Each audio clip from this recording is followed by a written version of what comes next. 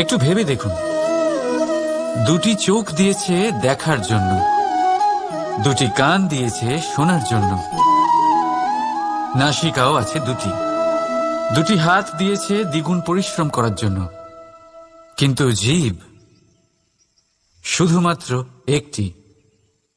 তার উপরেও তীক্ষ্ণ বলিষ্ঠ দাঁত দিয়েছে তার রক্ষার জন্য। কখনো ভেবে দেখেছেন কেন? কারণ শব্দ আর শব্দের প্রয়োগ মানুষের সবচেয়ে বড় অস্ত্র, যার প্রয়োগ যত ভেবে চিন্তে করা যায় মানুষ তার জীবনে ততটাই উপরে উঠতে পারে। তাহলে মনে রাখুন, দেখুন, শুনুন আর বুঝুন বেশি, বলুন কম।